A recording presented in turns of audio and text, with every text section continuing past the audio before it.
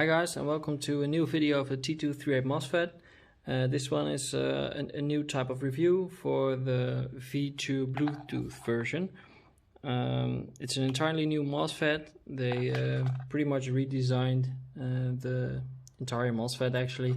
They made an app for it, they put on more sensors, I believe 4 sensors for the trigger sensitivity, so that's great. They also made an app, so you can access the Mosfet with an app and see all types of readings from them and manage the settings from there. So really big step forward from the other versions, but the price is going to be more expensive as well, because this one is going for around 70 euros. Yeah, pretty much 70 euros. So it's a bit more expensive, but you do get a lot of more options for them, and even an app and Bluetooth. So I haven't tried it yet, so yeah, really hard. I'm not sure what to think about it, because like if you hear the options, then you think, yeah, I think it's worth it. But T238 has sometimes had the issue of burning, and with the AliExpress warranty, it's not that bad, but it isn't great either. I mean, it isn't like a Gate or a Perun or Jeftron or BTC or whatever. So really interesting to see if they really improve the safeties as well from the board, because it really looks different, and it looks like they soldered the components on the board better than on the other versions. On this one you can see there, at least they're straight, they soldered on properly. Only the wires, as you can see, aren't that great. They're on there, but yeah, it isn't a great solder job they did. But my guess is that they wire, or at least they solder the wires on themselves, so afterwards, so the boards get made and then they solder the wires on. So that's my guess, because the board really does look pretty neat. And with the package, this was the box, so let's get that one out of the way. As you can see here, this is the top board, and that's the Bluetooth module. Sorry for my dirty fingers, I'm sorry about that. I've been checking on guns for the past few days, so they're not, well, at least not a beauty pageant. So, but yeah, still excuse me for that one. But as you can see, the board is pretty well made. They also have the logo on the back. And what's interesting is what they send as well are these stickers. So this one is marked as top board, and this one is for the lower portion of the board. Supposedly this will protect for any short circuits that could occur on the gearbox, so that these contacts will short out themselves. So as you can see, here's the sticker. It covers these solder joints over here, and oh, sorry for the focus, the 6 one on the right and the 3 on the left. Supposedly this will prevent them from shorting out on the gearbox. The same goes for the top board. The top board was marked. This one was a little bit harder because it's bigger, and you need to cover the 3 solder joints down here, the 6 on top of here, and the 3 on top of here. So be sure to take your time and make sure it's pasted on correctly, or at least more enough so that it doesn't move or anything. But all looks good. So if we're looking at the board, there you have like the Bluetooth chip, if I am correct, or at least it's a chip I definitely don't recognize. So probably that's the Bluetooth chip. Don't see a lot of special things on this one. On the lower half of the board, however, there are a few more trigger sensors. I don't know if you can see. There we go.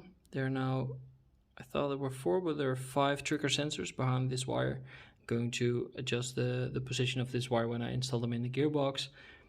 But yeah, I'm really interested to see what they do, because they pretty much copied the design of the Titan. Um, so yeah, I'm going to see what they're going to do. I'm going to install it in the H&K SR25 gearbox. So this one had a V1.7 in before, and I wanted to try the Bluetooth version. So I thought, yeah, it had to go up, or I had to open it up, because the joule ratings were still too low. So I thought, yeah, why not? Why not try this one? I run out of guns to put these put these in, because I have a few one with the Titan and the rest as 2238s, so or T238. So yeah, I'm running out of guns, so I need to buy more guns to put these MOSFETs in. But I'm going to place this one in the gearbox and come back to you shortly. So I wanted to show you guys one thing that I think is really important, because as you can see, or this is the A&K SR25 gearbox, so the V2.5 gearbox. It's a little bit bigger, but that's why it looks a bit funny, but it's pretty much a V2 gearbox. As you can see, I did some work on this one. The reason for it is because I've noticed on a lot of these units, this one is the one that goes over here. And let me zoom in for you. As you can see, let me see if I can get that clear. There we go. As you can see, there's a channel over here that goes really closely, real close to that hole. So if you're going to force it in, you're probably going to break it, because it's going to short out.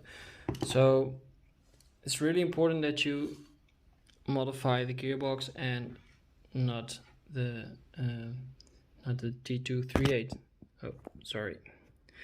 So when you're, or at least what you do, or what I like to do, is you can use a Dremel, but it's a bit more refined if you're using a small file like this. I know it's a monk's job, but you get a more, or at least a better result, and you don't accidentally destroy your gearbox or damage something. Or so what you're going to do is you place your file like this, and you're going around like so, and then you're going to, or at least then the hole is smoother, and then you just go over it once or twice, so all the burrs are gone from that notch, so it doesn't damage the unit. And then you can, there we go, then you can press it in, and there it is. So that's how you install the lower board. So with it comes a small bag of stuff. I've flipped it over, but they still have the Tamiya. I really hope they use some T connectors, some D connectors. You get some heat shrink for the wires, which is pretty neat. So they also come with the stickers for the selector plate that I'm going to show you in a second, or at least in the next part. Also for, oh, these are two ones. These are for gel blasters. So these will function as an auto wind. As you can see, I've removed two wires that were here and the lower part over there.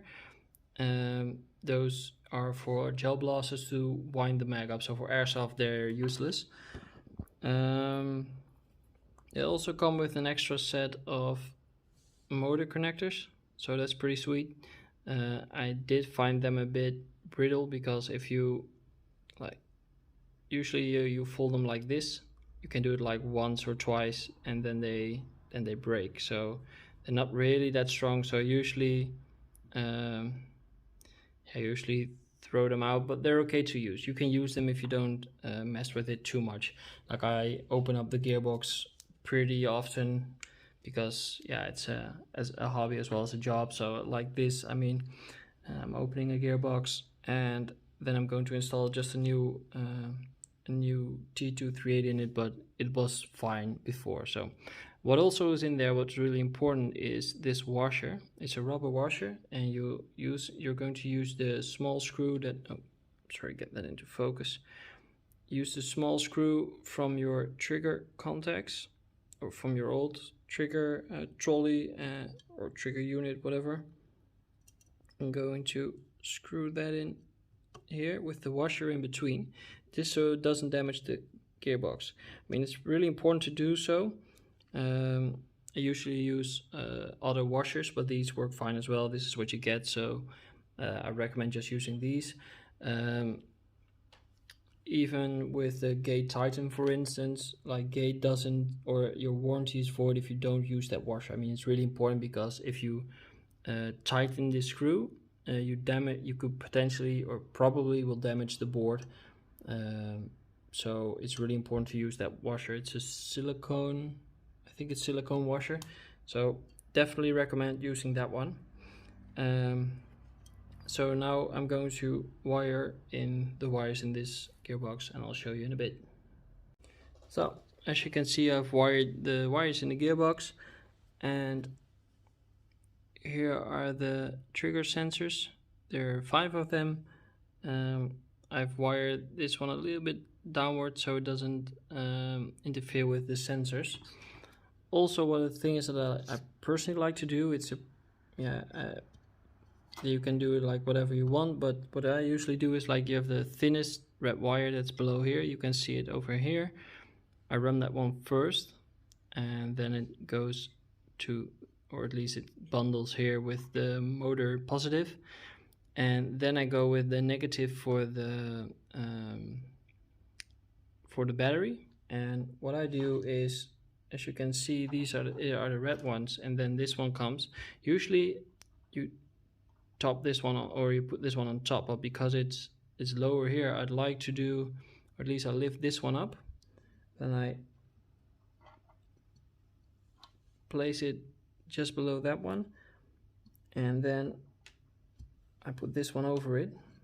It's a bit of a strange way of doing it, but that way this wire is going to push down this one and the red one as well, so it sits way lower so it doesn't get damaged. So, like, I haven't seen damaged wires in a long while, but yeah, you better be safe than sorry. So, and then last but not least, the negative motor goes over that one. That's so, again, these 2 wires that go underneath the motor are pressed down, like for maximum for the maximum amount.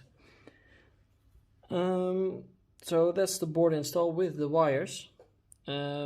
After that, you're going to install the gears and the trigger, etc. Usually what I do is I install the board, install the motor, and hook up a battery. That way it goes into test mode. That's like every sensor that you touch gets a beep, so it's just a testing mode because it has light pollution at this moment. So light, or the sensors detect light everywhere, so they sense that it's out of sight of the gearbox, or at least open. But just to be safe, just hold your motor firmly, because if it doesn't recognize it's in test mode, then it's going to spin, and you don't want that spinning all over your tape, because you get a small heart attack. Yeah, usually I do test mode, but for now I'm just going to install it and then going to go over, or at least some of the functions, because it has a lot. And because I'm filming this on my phone, I can't really show you the app, but I will put a link in the description so you can download it for yourself and check it out, because you can just see what the options are inside of the app. Also, if you want more information, you can always go to T238 Mosfet Q&A Facebook page. It's a page that we started, so we can get more information out there, and if anyone had issues, we could help them. And the page is really growing. We're going close to, I think, 450 or 500 members now. So, and it's just been a few months, so it's going pretty well, and the page is really helpful. And yeah, so if you have any issues with installing or anything, just go over to T238 Mosfet Q&A Facebook page, and we can help you out, or you can leave a comment in the area below this video. So now I'm going to install everything, close up the gearbox, and come back. Oh, one small thing that I forgot to mention is there are some pads also inside of that small bag. They're pretty important to use on the pins, or you get two. And what I recommend you do is use one on the, oh, let me focus that one, sorry about that. One on the two pins that you have here, or the two sets of pins you have here, the top one. If you use the low one, it can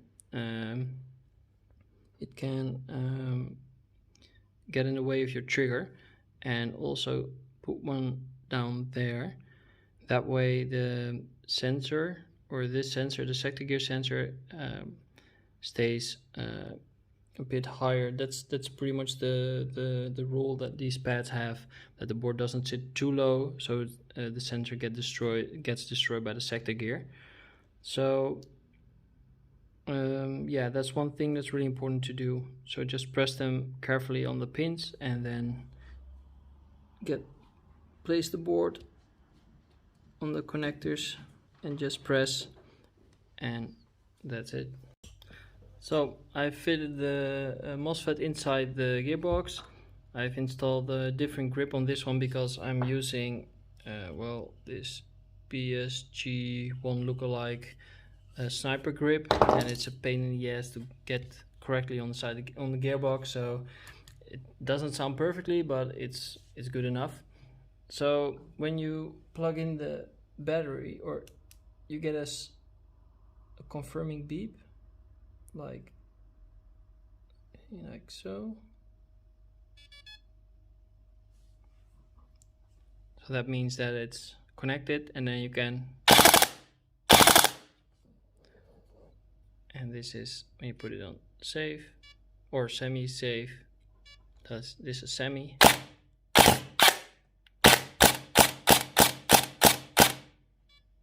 An auto, and a safe. So it sounds a little bit different, but yeah, as you can hear, it works. And I'm going to fully install this one with the correct grip, so it sounds a lot better. But I first have to adjust the FPS on this one because it's still a bit low, but I'm not going to show that one in this video. Well, I hope you had enough information out of this, so you could make your install your own. If you have any questions, just head over to the comments below, or go to the T238 Mosfet Q&A Facebook page and ask your questions there, or maybe search in the search bar, because there's a lot of questions already being asked and answered, so you can find a lot of information there. And if it still isn't there, just drop a post, or if you want to show off your build or have any suggestions of ideas, just let us know. Well, I hope you have a good one, and stay safe out there. Take care.